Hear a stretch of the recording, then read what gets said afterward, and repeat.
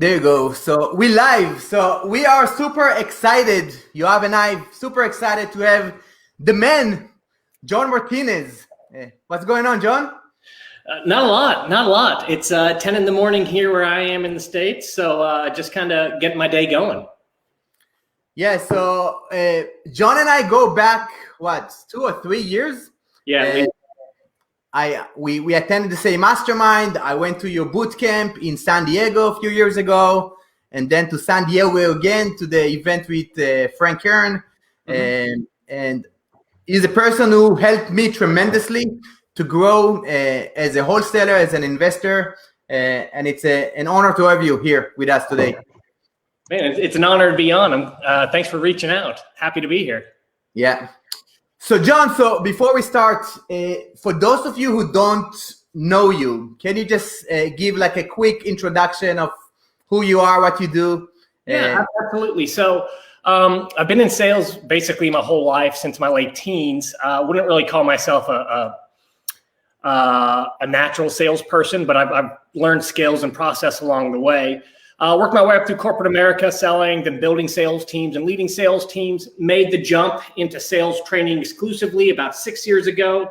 And probably for the last 5, I have been working exclusively with real estate investors on turning leads into deals. Got it. Awesome. So one of the biggest challenge that we have here, the group here, as I mentioned, are people who live in Israel. Mm-hmm. English is not their native language; it's their second language, and maybe some people have false belief that the language barriers may stop them from doing deals in the U.S. So, what do you think about that? Yeah, so I think you can actually really use that to your advantage. When we get into the psychology of sales and building rapport and all that kind of stuff. One tactic that's often used in corporate America when trying to contact CEOs of companies and working your way through gatekeepers and stuff is to ask for help. And it's tremendously effective. So one thing you can do with that language barrier is if you're able to ask for help, say something like, listen, I'm overseas. There is a language barrier. I have to ask you, please bear with me. Please help me out. If there's something you don't understand or if I need to slow down, would you be able to help me out a little bit? And asking for that help will actually build that bond a little tighter, create a little bit more rapport, and people like to help other people. They feel needed. So you can actually really use that to your benefit, to your advantage if you do it the right way. Interesting. Yeah. You feel it might be for the benefit of also saying we are abroad. I mean, definitely by our accent, they can understand immediately that, we are not American. We have the accent. We are not, natives, right? But in addition to that, you also say, listen, guys, you can also mention you're currently overseas, and that can even come to the benefit as well.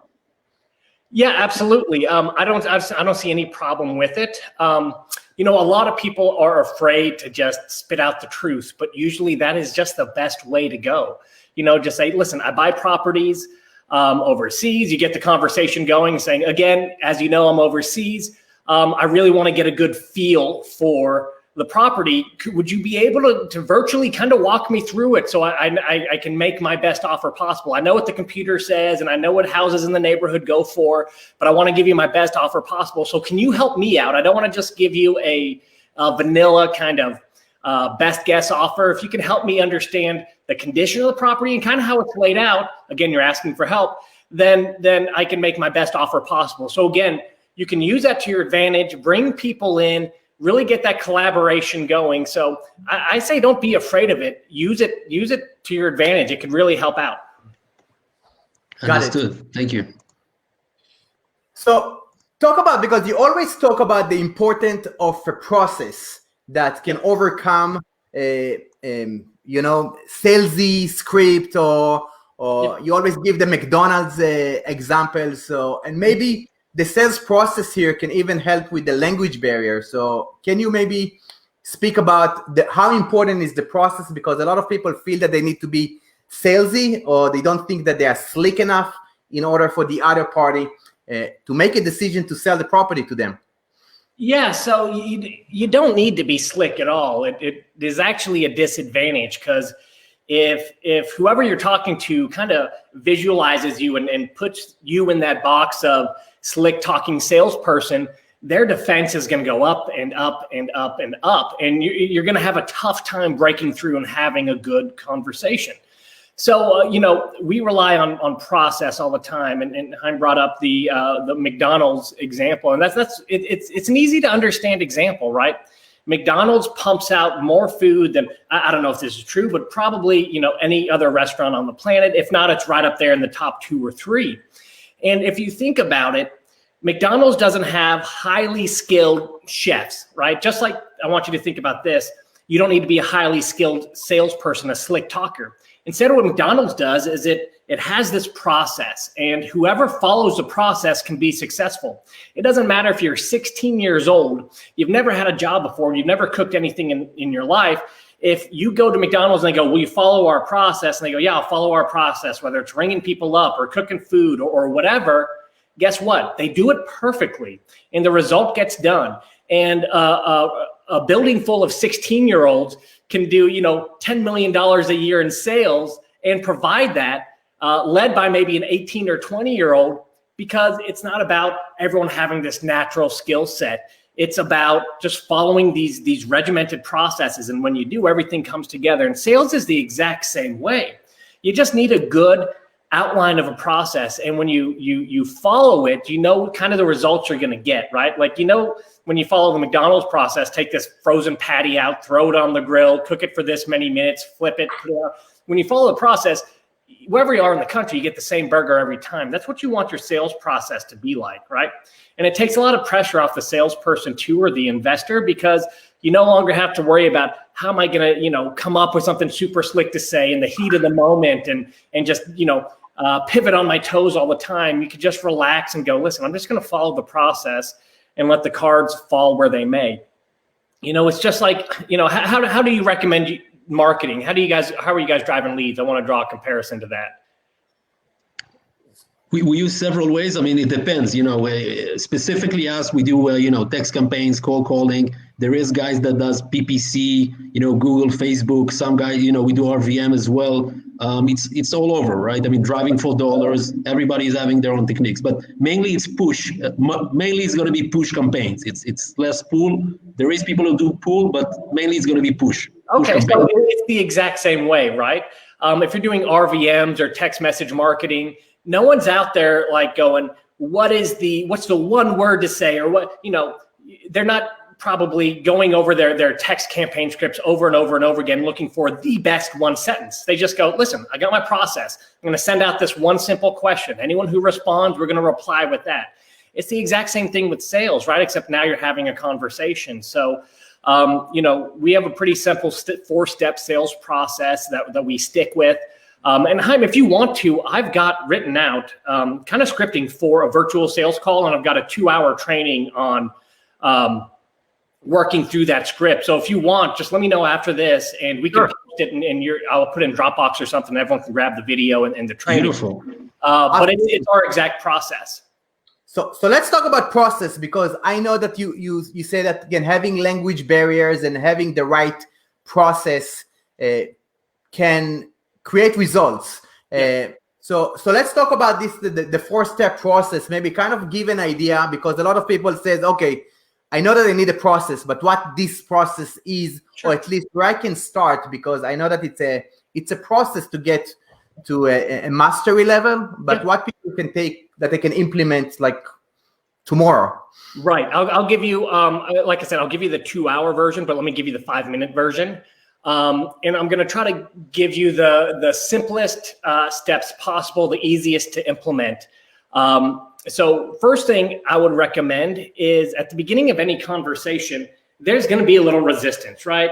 They don't know who you are. They don't exactly know how you got their information or why you're making an offer. And then again, you might be overseas, and that might cause a little bit of confusion or reluctance to just start the conversation. So the first thing you want to do is whatever you can to kind of take down some of those walls as much as you can. And the best way to do that is just by letting someone know exactly why you're calling and what they can expect. So, hey, listen, I'm just reaching out. I know you're not expecting my call. I am looking to buy a house somewhere in the area. Have no idea if you even have a house for sale. This is just a cold call. But do you happen to have a house for sale or know someone in the area who does? I might be able to make an offer on. I'm looking to pick some up. That might be an opening for a cold call, or maybe a lead's been generated through RVM or text or something like that. And there's some interest, and you get on the phone to have an acquisitions call, a sales call. It might sound something like, hey, thanks for hopping on the phone. These usually take 10 or 15 minutes. They're pretty simple. You just want to let them know what to expect. Just so you know what to expect, takes 10 or 15 minutes. Love to ask you a few questions about the house and your situation so I could put a cash offer together for you. Obviously, you're probably going to have questions. I'll answer every single one of those. And at the end of the call, I'll give you an offer. And hey, if you love it, great. We'll talk about potential next steps. And if we get to that point, it's not a great fit, no worries. I appreciate the time. And at least we know we both gave this, our best shot. So just kind of setting up expectations so people aren't sitting there wondering, how long is this call going to last? What's going to happen? How long am I going to be stuck on the phone for? Those types of things. You just want to let them know what to expect. And a really good way also to remove any pressure, just letting them know, hey, I'm not going to try to strong arm you into anything. This is simple. It's a laid back conversation. I'm going to give you an offer. If it works, that's great. If not, that's okay. I'm going to move on. I'm looking for houses, right? So that's step number one, is just lay out expectations. Don't let anything be a surprise. Just tell them exactly what you plan to do. And let them know, hey, however this ends up, it's okay. No big deal either way. Let's just work through it and see if we've got something or not. Make sense? Beautiful. Yeah. Beautiful. Cool. John, I want to touch competition. I want to touch the point that, today, pretty much, most probably every person we're going to be engaging with, we are not the first person, to ask buying their property and giving them a cash offer, right? We're meeting, it's a growing concern, I would say, that we're engaging with sellers. And I'm talking already to 2 people, to 3 people. Yeah, you called me, I'm getting 4 calls a day and whatever.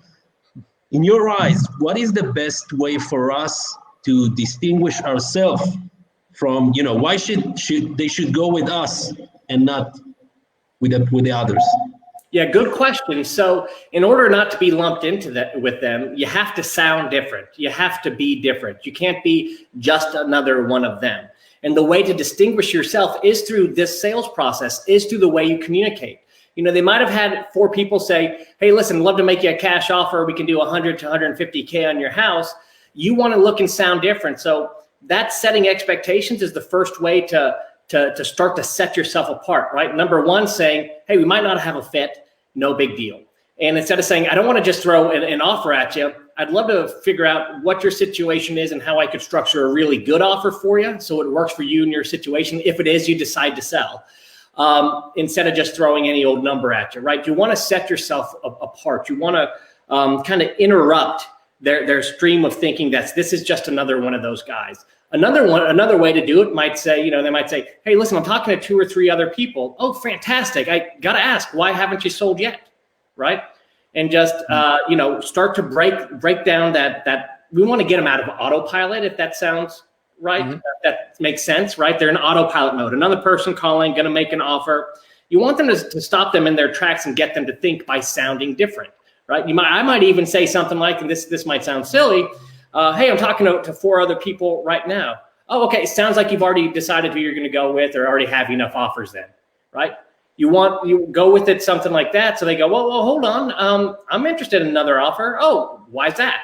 And now you're having a different conversation, right? So, every piece of the process we go over today, that 4-step process, and even that beginning, it's all about looking and sounding different. You can't be another offer. You have to be someone else doing something different. Got it. So let's talk, because I think one time I heard you say that we are in the business of disqualification, and maybe that's one of the ways that make you sound different. Right. So can you speak about that? Because I think a lot of people calling, and I don't know if we all sound the same, but they just staying in the surface level and not going deep. So can you speak about the process of disqualification? Because I know that you don't like to make offers before they're ready to hear an offer. Yeah, great question. So too many salespeople, and if we're talking about real estate investors, when you're trying to buy a house, it's a sales process, right? You're trying to work through the decision process and come to some outcome, hopefully buying a house. It's sales, even though you cut the check or contracted or whatever it is. Most salespeople, they think of sales as a process of everybody's a seller.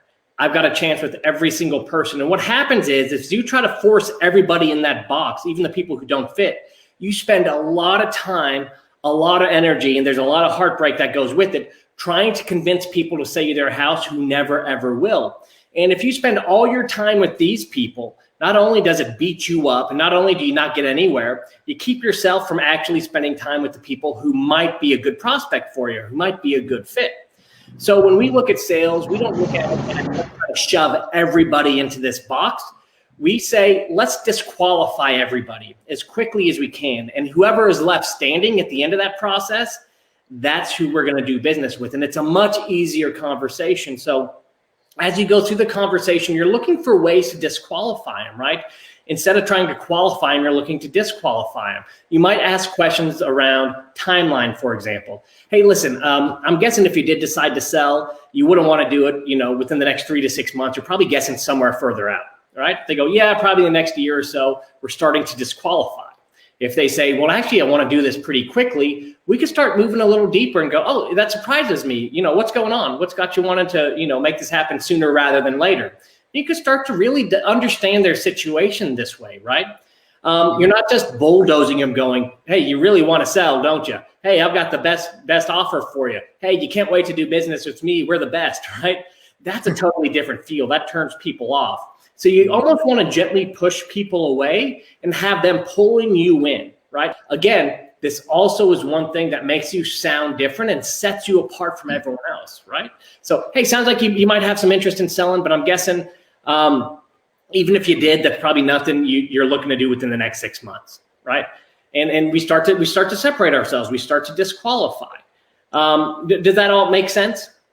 Yes. Yeah, sure. 100%. And I think, again, another thing that Yoav and I spoke a little bit before about rapport. A lot of people think that rapport is kind of what sets people apart, because we all know that people want to like and trust you before they do business with you. So tell us a little bit about what's your take about rapport, because is rapport overrated? Yeah. It's not overrated, but it's misunderstood, I would say. It's not really about liking, it's about trust. Okay. People do business with people that they trust. People often do business with people they don't like, but they trust, right? Think about multi-level marketing and all that kind of stuff, right? These people try to sell stuff to their friends and family members, but they never get a sustainable business because they're only trying to sell to people who like them, not people who trust them. This is a game of trust. And the funny thing is, the easiest way to start to build that rapport, to start to build that bond and that trust, is to allow people to share their story. So this is why it's mostly misunderstood. A lot of people think when they're building that trust and that rapport, they have to do a lot of talking, that they have to find all these commonalities and say, hey, I'm just like you. Hey, see that? I'm the same way. The best way, the easiest way, and the most effective way to build that bond is to let other people talk about themselves to you. So that means your job is not to talk their ear off. Your job is to get them to open up and start to share. So it means you got to ask questions, and good questions that get them to start to open up. Here's an example. Think about this. Psychologists are probably someone in the professional realm who are the most trusted, right? People open up and they share everything about their lives and their struggles and their deepest, darkest secrets to their psychologists. And whether you've been to one or seen them on TV, we all know how they work. They ask questions and they do very little talking. You see, when they ask questions and people start to open up and share, that bond is built between the doctor and their patient. It's the same thing. We've got to ask good questions, and the more they talk, the more they share, the more they open up, they will start to feel that bond with you. So commonly misunderstood is not about us talking. If there are commonalities, that does work. It's a real thing. But getting them talking by asking good questions is the best way to build that bond. Beautiful, beautiful. John, we have a question from Eyal from the group. Yeah. Asking, saying, everybody wants Zillow price. What is the best way to negotiate a price? Yeah, so there's a couple of tips we usually give on negotiation, and you got to think of it this way: whether it's Zillow or something else, whatever your offer is, chances are it's going to be less than whatever's in their head, whether it came from Zillow or just out of thin air, or what a neighbor sold their house for. I can almost guarantee you that whatever you are going to offer is going to be less than what's in their head. So Right. we need to forget about where their number comes from, and we need to start to reset those expectations, right? We need to lower expectations. And some people use comps. That's really hard to do virtually because there's nothing, they can get their eyes on. So there's a couple of ways we can do it. The key here is just throw out a lower number. It doesn't even need to be an offer. We call it a price anchor, and price anchoring is just about resetting those expectations. So usually people who do this virtually will sound something like this. Listen, if I was to buy a similar house in the same area, I would, I'd love to offer somewhere around $100,000. But I think yours is a little nicer. And I think if I offered you that, it'd be a hard no anyways. And see how I threw out a number to reset expectations. It didn't even have to be a low offer, right? Some people make that first one their low offer, and it really works against them because you lose that rapport and you upset people. We just want to reset. So it could be, hey, listen, I was doing my research before this call. Looks like houses in the neighborhood are going between $1 and $125,000. That really surprised me. Does that surprise you? Right? Again, we're just tossing out numbers. So whatever's in their head, we start to reset those expectations. So whether it's Zillow, whether it came from somewhere else, the key is to drop what we call a price anchor and start to reset what their feelings are for what they think they might get for the property. Got it. Understood. John, in your eyes, I'm getting a lot of, when I talk to people, they ask me, again, from their point of view, should we strive, locking down a deal in the first call, or it's something that you want to build regardless, even if you see a fairly motivated seller in front of you? You want to aim for locking it down in the same convo, or you want to build it, right? Even if it's a call after half an hour, 20 minutes, 2 hours, should it be the same call? So my thoughts on this is it can be more than what most people think. It doesn't have to be every single time. Sometimes it takes a few calls to get through the sales process for one reason or the other, whether it's time constraints or you're building trust through the process. But what I would argue is that some people rely too much on those follow-ups when it is possible with one call to lock down a property. So really what we look at is, did you get through the sales process, right? Sometimes you might get a third of the way through and you need to schedule a follow-up call, right? But if you get through all of the sales process on one call, you can go ahead and try to lock it down right there. The problem is some people rely too much on follow-up. They don't feel comfortable. And it's really just a problem in between their own ears. In their heads, they're saying to themselves, I would never sell my house after one phone call. So they will not let themselves try to buy a house in one phone call. It's just between their ears. So they think just because of the way they buy, they assume that's how that other person is going to act, that they make the decisions the same way. You can't assume that everyone is going to make decisions the same way as you can. So that's what really holds a lot of people back, is this trash that's in their head that's, hey, I would never do it. So obviously no one else in the public would ever do it. So if your feeling is, and you can tell if you start thinking about how you make buying decisions, if you say, hey, you know what, if I'm buying a washer and dryer or a major appliance or a car, if you're the type of person that takes 3 months to do it, you're going to look at every possible option. You're just researching to death.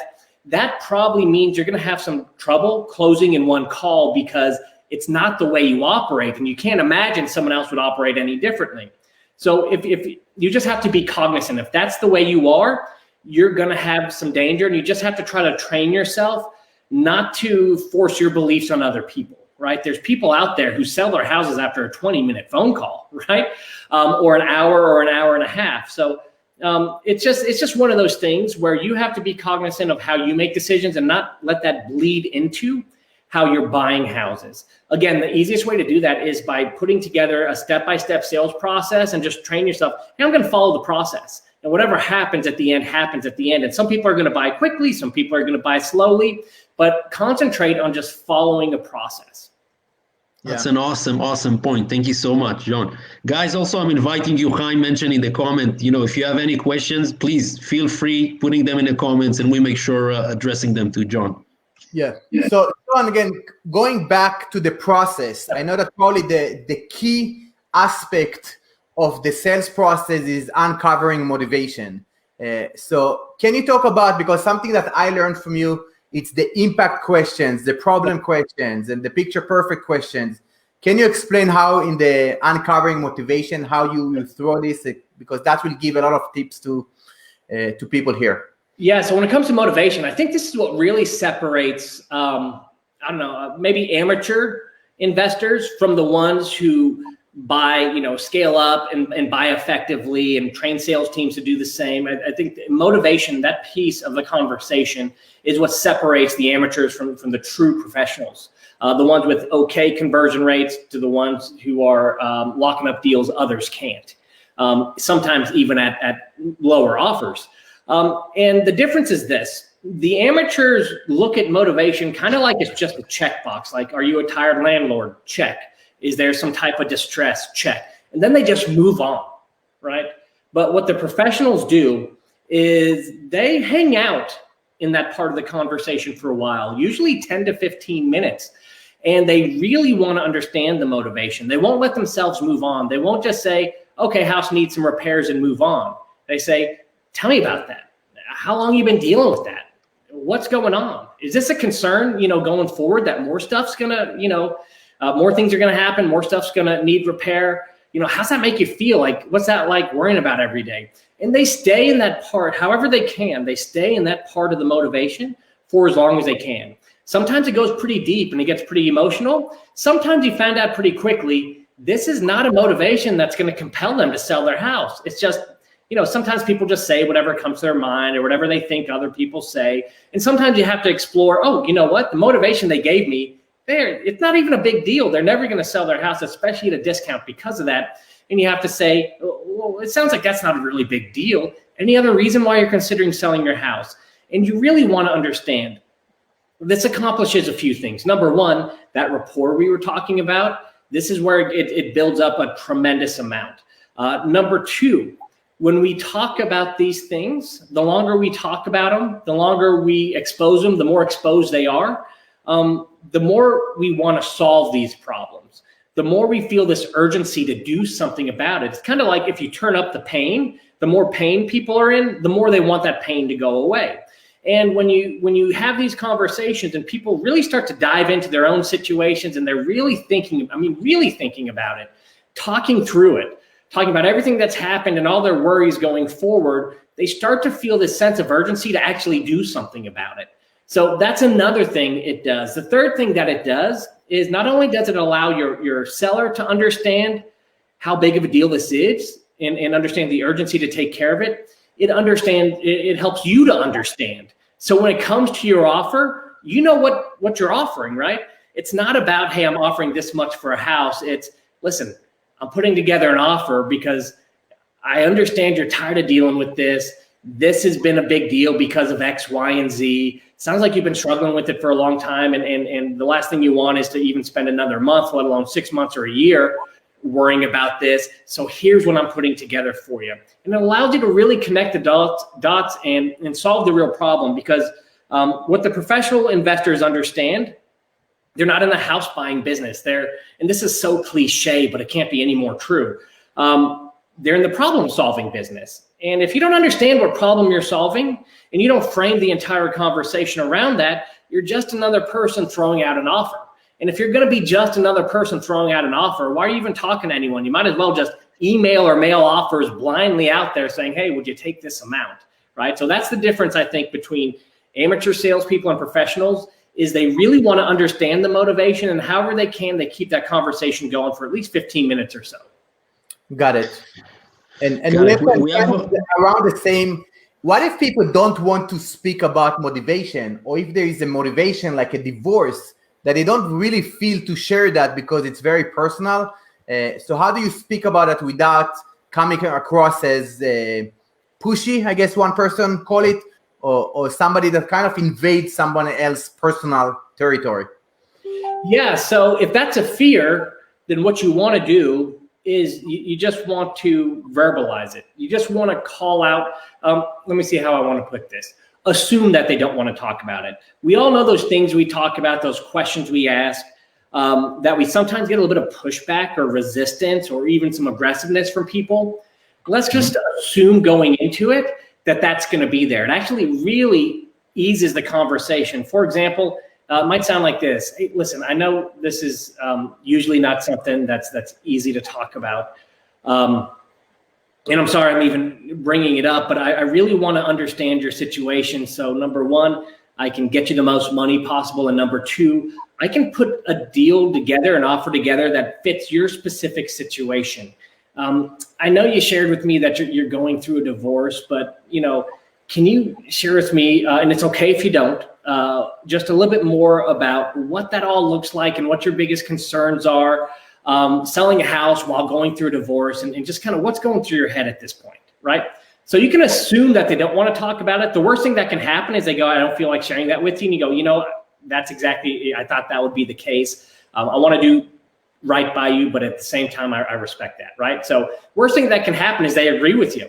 Best thing that can happen is that they push back a little bit and they go, no, it's not a big deal. Let me, I'm worried that this is going to happen. Or I'm worried that we might go too fast or too slow. Or I'm worried about that she's not going to want to sign off on. You start to open up all these pieces of the conversation where you learn so much.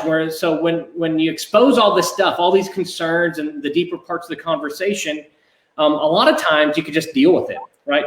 I think a lot of investors lose deals not because they can't come up with an awesome solution for problems.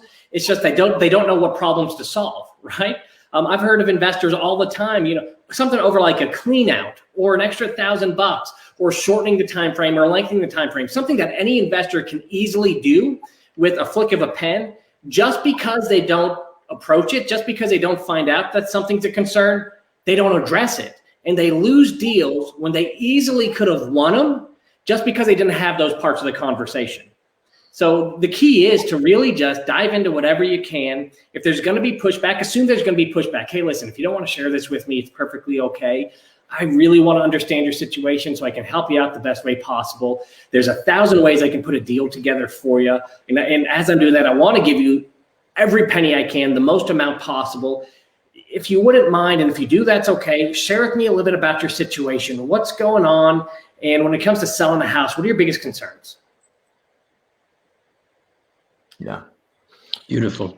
A related question, John. If you're in a call when there is no motivation at all and the seller only wants to hear a number, do we continue engaging with the seller or you pass the call? And maybe asking it differently, are we trying to create a motivation or convince a person, or you just move on? And so when it comes to sales, it's impossible to create a motivation. It's impossible to convince somebody to do stuff.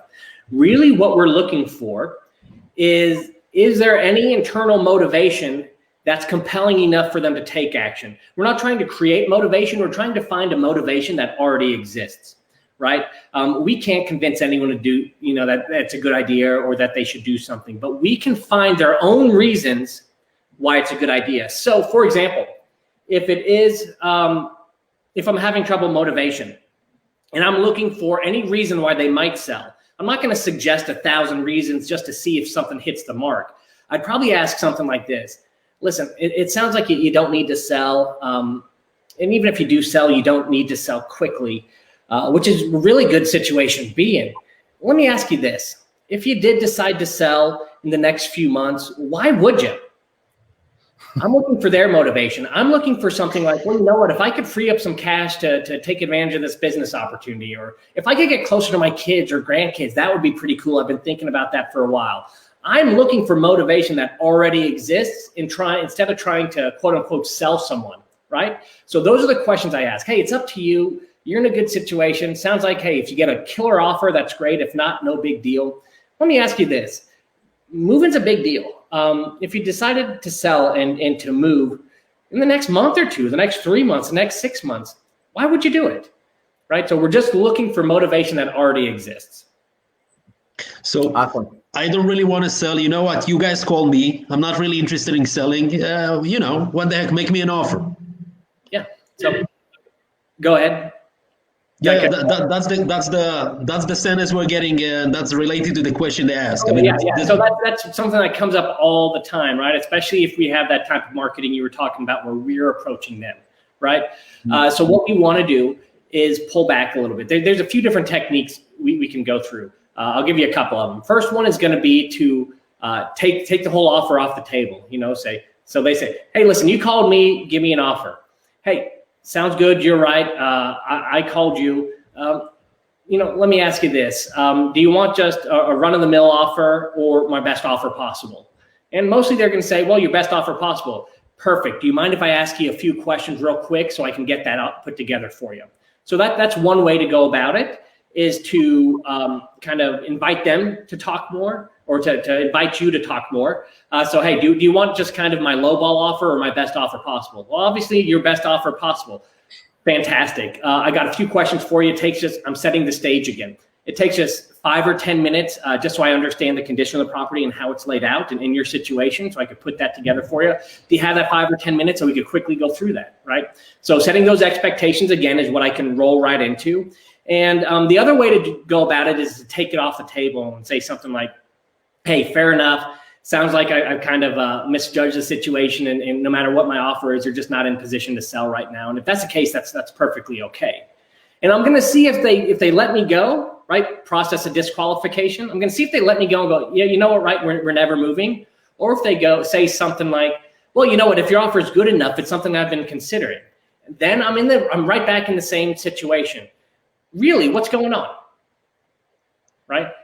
Why are you considering selling? I know I reached out to you out of the blue. You say you've been thinking about it for a little while. Is there any specific reason, right? And we're getting right back into the conversation. So there's a couple ways we can take that specific kind of pushback.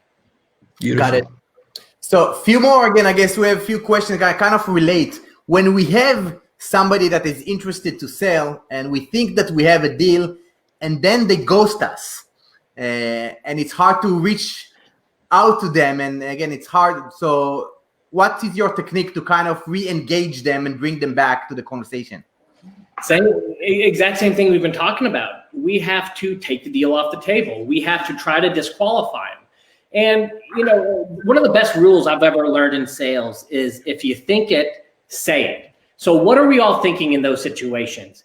Something's changed. They went with someone else. They just don't care anymore, right? That's exactly what you say. In your head, you're saying something's changed, and it feels to me right now like we're not moving forward. So that is exactly what you say in a very nice way. You reach out and you say, hey, listen, looks like we've lost contact. My gut's telling me that this just isn't a priority anymore, or maybe you decided to sell to someone else and didn't have the heart to tell me. Anyways, I'm going to go ahead and assume that there's no need to talk anymore, and kind of, I want to get out of your hair and kind of close this file. I wish you the best of luck. If anything changes, reach out. It's hard to do because it feels like you're killing your own deal, but hey, you're already not talking to them.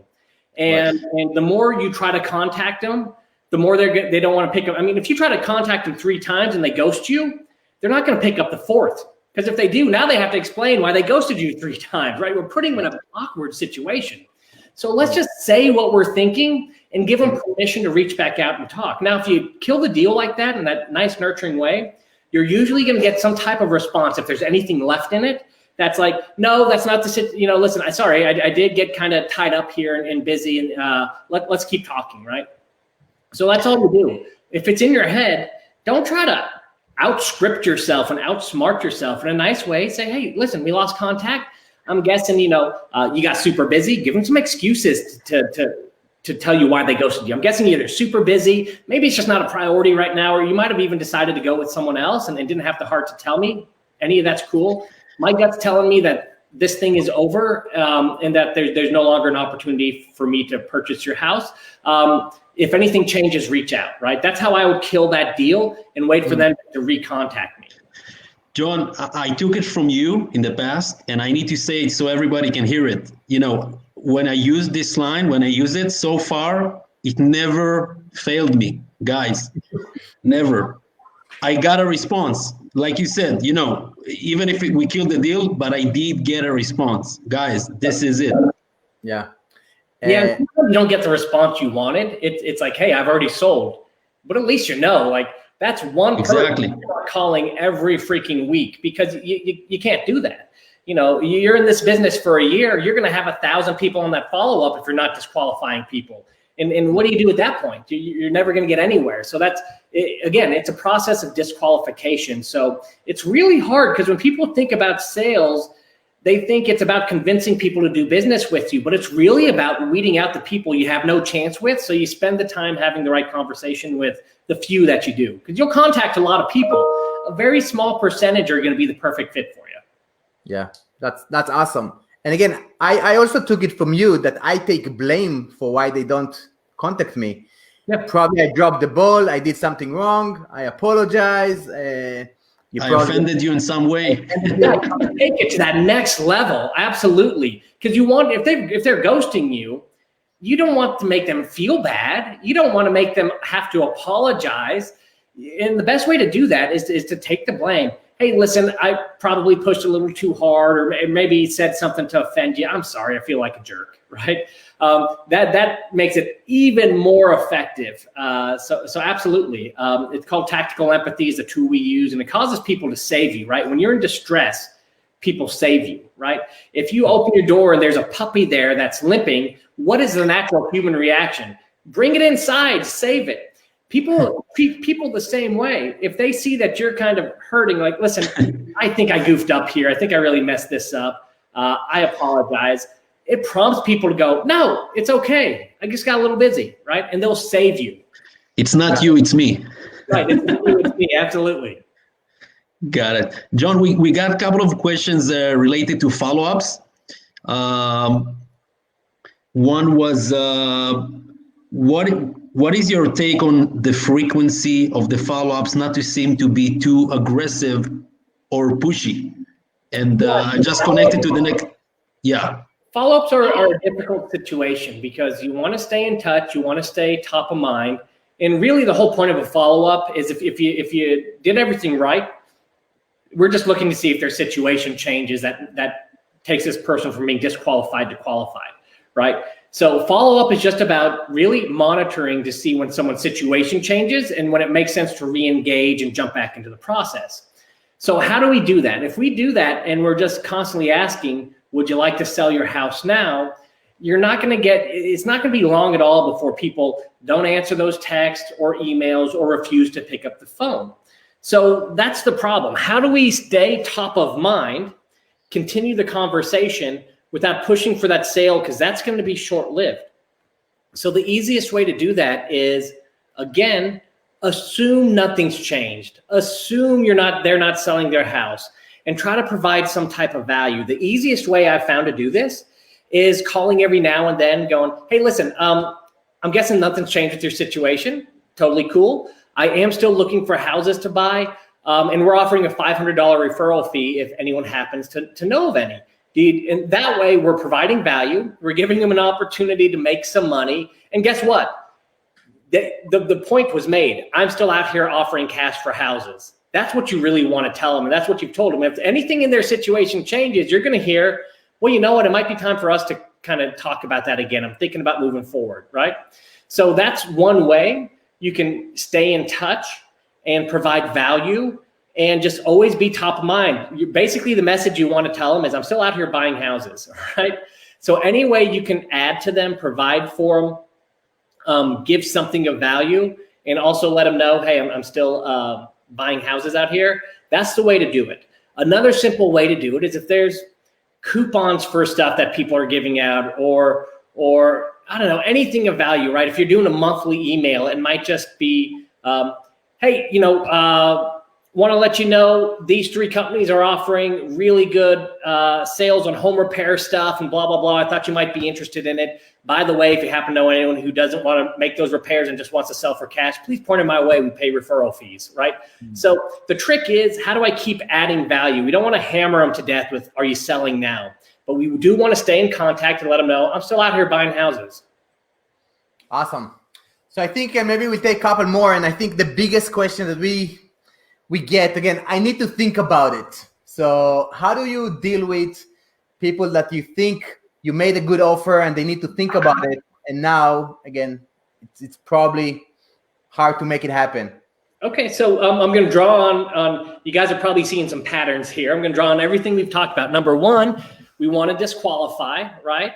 And number 2, think what you say. So let's just be open and honest right here. If you think everything went well on a sales call and you get some form of, let me think about it. Well, really, there can only be a couple of reasons. It's either a no, right? Sometimes that happens. They say that it's a no, and they don't want to tell you no because it's not comfortable telling someone no. They might like you and they don't want to hurt your feelings. They might not want you to keep pushing and saying it's a no, but what can I do? And trying to overcome objections. So number 1, if they're telling you that, they might be telling you that not because they want to think about it, but they just want to get out of the conversation because they decided no. Number 2, the reason why they might say that is because they still have some concerns. They still have some stuff to figure out. They still have some stuff to think about. There's some risks or discomforts or someone they need to talk to. There's something there, right? And number 3, they might be saying that. It might all sound good. It might have been a great acquisitions call, but it's a big decision. So they just want to think on it and they don't want to make a decision until they have to make a decision. So now that we know those are the only 3 things going on, let's attack them. Let's address it. Let's disqualify.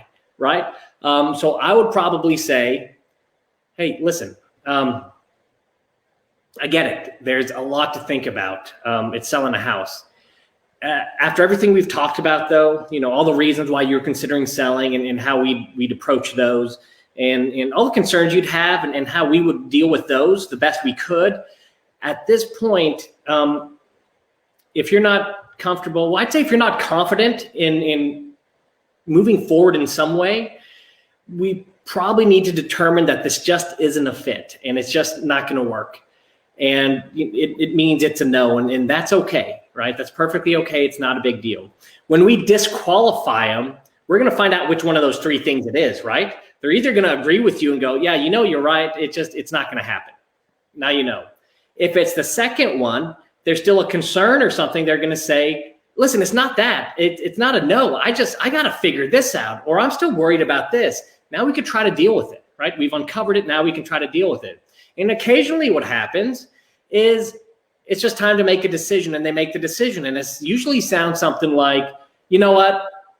Screw it. I've been dealing with this long enough. I've known I've got to do something. Everything sounds good. Let's just do it, right? So we know what the 3 reasons why they might say it. We want to figure out which one it is for them. So you got to take the deal off the table in a very nice way and figure out, is it a no? Is there still a concern holding them back? Or is it did they just not make a decision because it wasn't time to make a decision? It's a huge decision, right? We're going to take all the time in the world we need to. And if there's no cutoff, they're going to take all the time in the world they need to. Mm-hmm. And it's usually about the price. It's the main concern. So how do you tackle it kind of going back to the price? One of the kind of concern is that the offer is too low. And so how do you kind of go about it without sounding too pushy to try to close the deal?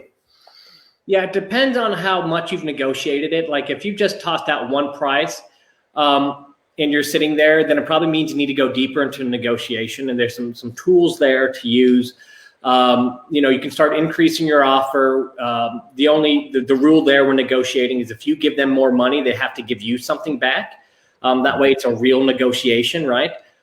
If it's a money issue, it's usually this. They're afraid that they're not getting the best deal possible. And that's what a negotiation is built to do. A negotiation is built to make the other party feel like they won, like they've squeezed every penny out of this deal. So I'll give you a few quick negotiating tactics. All these are on our YouTube channel and website too, if you want to go a little deeper into them. One is the give and take. The first is the price anchor, right? We talked about that.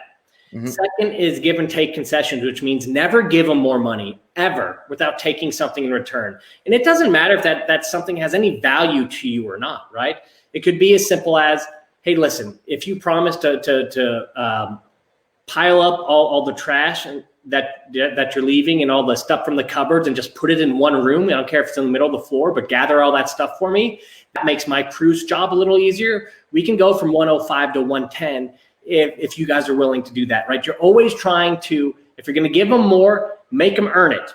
That signals in the brain, okay, that was a good offer. They can offer more, but I got to give up something every time I get some more money for it. The other thing you want to do to signal to the brain that they're getting the best deal possible is if you do that a couple times, it's got to be smaller. If you go from 1 to 105, you got to go from 105 to 107, right? You got to go, it's a signal to the brain. We're getting closer to the top, right? And you see that in negotiations, right? It gets small. You move a smaller and smaller amount each time. The reason why that happens, it's a signal to the other person. We're getting close to the top of this thing. So it might be price anchor. I'd love to buy it at 75. I can offer you 100. Well, that's not going to work. Okay, we could go to 105 if you do this for me. Okay, we're closer, but still that's not going to work. Okay, well, listen, if you help me out this way and we shorten the time frame a little bit from 60 days to 45, I can go from 105 to 107. In their mind, they're saying we're getting closer and closer to the top. And when you reach the top, the final thing you want to do is give them a very odd number. So let's say, listen, we're close at 107. I just don't think I could do it for that amount more. I'm going to say, well, here's this. If we can make this happen today, something you give me, here's what I can give you. If we can make this happen by the end of the day, a commitment, then what I could do for you is I can give 107, 990, 995, right? That number came from somewhere. So these are all negotiating, or all of these signals, when you stack them up on top of each other, this person says, I won. I squeezed every penny possible out of this property. So that's what helps relieve that fear of, am I leaving money on the table? Because if you have that fear, it's not that you didn't offer enough in a lot of cases. It's the fear that, can I get more, right? A lot of times they'll take that amount or something close to it. But the fear is not, am I willing to accept it? The fear is, can I get more? So that's what you're looking to crush with the negotiation. Beautiful. We're getting to the end here. So a lot of people hearing this and they say, wow, there's a lot for me to learn. So how do you recommend to people where to start in order to master this skill? Because we always say that's the $1 million skill, to get good on the phone. Where to start? Yeah, so again, I've got probably 100 or so videos on the tactics we've talked about, going deep into all of them. They're all free. There's nothing to buy on our YouTube channel or on our website. So I'd start there. You can get lots of information free. We only work with people who take all that information and say, I like it, but can you hold my hand a little bit and help me a little bit more? Those become our clients. But the truth of the matter is, the majority of people can take all of our free stuff. That's enough to get pretty dang dangerous. So that's my recommendation is take what we've created for you. And then, other stuff like Chris Voss's stuff is really good when it comes to negotiation. And, there's a few people like that. Roger Dawson is, Roger Dawson is the old school king of negotiation. He's got some really good stuff. So, and then there's some other sales stuff. I recommend Spin Selling. I recommend Sandler sales training. There's lots of people with lots of free content out there. So my recommendation is always take what's already out there, see if that gets you where you want to go. And if it doesn't get you all the way there, then you have other options. Awesome. Listen, you gave us a lot of content here. How can people reach out to you or follow you or see what you have to offer, John? Yeah, so our company name is Midwest Revenue Group. You can also find us under the REI Sales Academy. So if you just Google REI Sales Academy, first page on Google, you're going to find our website and our YouTube page and all that kind of stuff. So the REI Sales Academy, Google that. You probably, you can contact us a variety of ways there. Awesome. Beautiful. John, thank you so much. It was a huge honor and a great pleasure. I know I'm going to be watching this video again because there's so many nuggets. I'm going to repeat it at least once to capture everything that we went through. And I hope it's not the last time, John. Yeah, absolutely. Yeah. Anytime. Reach out. Yeah, anytime. Again, if you happen to come to Israel soon, we have a very warm group that we welcome you. And again, we have a lot of big fans of yours. So again, I know that I will continue to stay in touch with you. Thanks for being here. It means a lot to me and to the group and to Yoav. So we really appreciate it. Yeah, my pleasure. Best of luck to everyone. All right, man. Thank you so much, John. Bye-bye. See you guys. Bye.